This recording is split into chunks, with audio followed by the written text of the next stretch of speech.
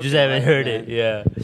Yeah, I think it's definitely a learning because my first video, when I got like bad comments, I was like, oh man, I was so hurt. What Like, was your first video about? it was the Billy Lord, the young shaman video. Oh, So okay. that was my. Oh, yeah, that one must have got a lot of. Yeah. Oh yeah. But I would assume a lot of people were probably really happy that you highlighted a young, modern American man who's a shaman and staying true to like the Hmong traditions. But at the same time, I've heard so many different stories of like ways that people shaman, I guess, if you want to say Yeah. it so.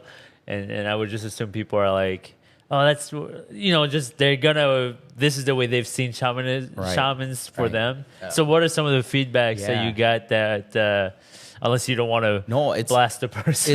it's weird because like there's like a really large spectrum, and some people are like, oh, I'm shaman, my leg hurts, does that mean I'm a shaman now? And like Yeah. they'd make like all these like jokes, and I just be like, oh man, like Yeah. taking it the wrong way. I'd be like really hurt about it, but now I think about it, it's just like, you know what, like it's just online comments. So I definitely have kind of like gotten over that phase of like being hurt about online comments, so now it's Yeah. just it did take me a while, but now I'm just like, whatever, you just Yeah. read it and you just scroll through it. So Yeah. it's a learning process. Did you learn a lot in that story? Did you know what was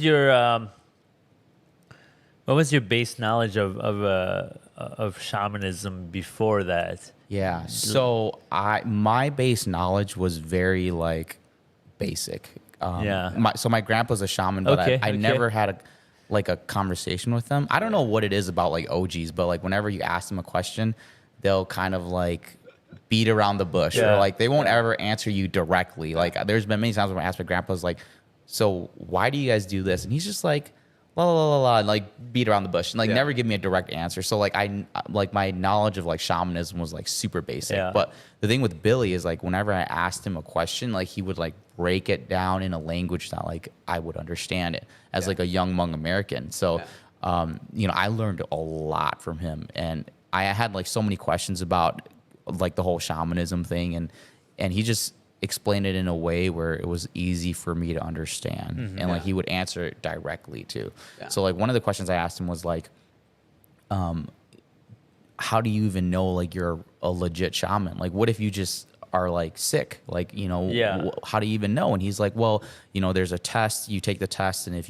you shake, or if you begin to enter the trance, you are potentially a shaman. That doesn't mean you will become a shaman, but like that's Right. kind of like the first step. And I was like, I just thought if you see shit, then you're just like, you're a shaman, Yeah. like that's what I Yeah, thought. yeah, And yeah. he's like, no, that's not true, And he was just like explaining it to me, like he's like, everyone has like a sixth sense. Some people have a really strong sixth sense. Some people have a very weak sixth sense. Like for me, I don't see stuff. I don't hear things, So he's like, yeah, you probably have like a very weak sixth sense, but everyone has a sixth sense. Right. Some people have different magnitudes of it, but just because you have a sixth sense doesn't mean you're a shaman.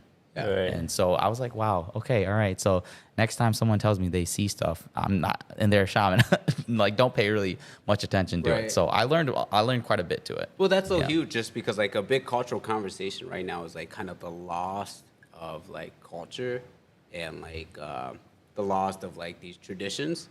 And I think that's an important, like that's a big aspect of it. It's just like that generational gap and that like inability to communicate effectively with each other. Yeah. Like we can understand each other like as, like different generations, but like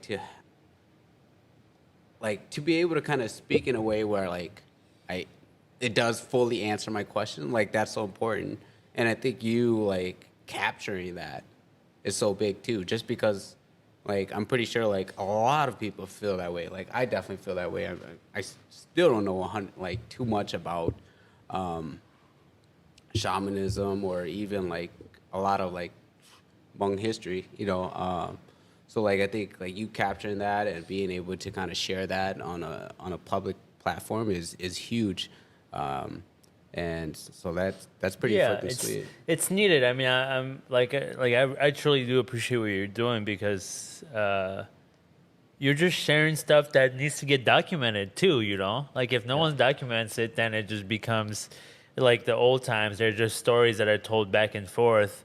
But now we're in an era where we have the cameras, where we have the material, but still, not everybody's gonna go do it, right? Not everybody's gonna want to write down the script, the narrative of what they want to show. Find the person who's got the story to tell, and then put it all together in a palpable way where you can watch it and it's digestible. Like you're doing that. And yeah, thanks for doing that. It's awesome that you're doing that because when I watched that video, I'm like, God, I'm glad somebody's doing that. Yeah, Like, I think that's kind of that's really like the end goal for me because it's kind of weird to say, but when we think about it, because I used to think the same way, where it's like, oh man, like all this information is like not out there. But the more I did research on it, it's like the information is out there. It's just not easily accessible. Yeah. It's hard to find. These documents are like old, or these people who have the knowledge are not easily accessible. They're not easy to find, or they don't want to. They're not willingly putting themselves out there. So it's like, man, the information is there. It's just not accessible. So I wanted to do it in a way where it's like it's accessible. It's easy to watch. It's kind of content is king now. People watch stuff on their phone, and no one's gonna read a book anymore. So like a lot of this stuff isn't like written books and stuff. It's like I don't want to read anymore. So I want to put it in a way where it's like easily to access and it's easy to digest. Yeah. And you do a pretty good job of like breaking it down into like a digestible format. Just because like I know when you came out and shot my video, I fucking blabbered on for like hours and hours just talking about fucking like nothing.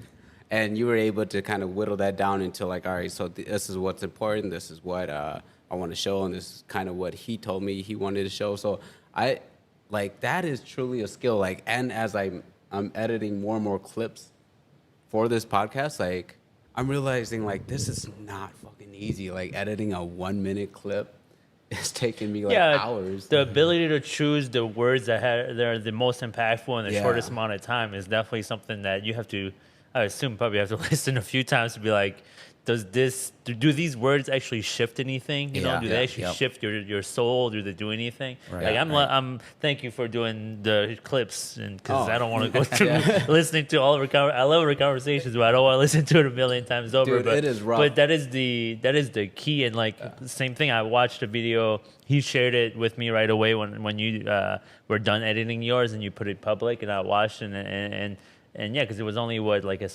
7 to 9 minutes, somewhere in that range. Yeah. Yep. Yeah, and so it was like, knowing now, hearing the backstory that you guys filmed for a lot longer than that, it's the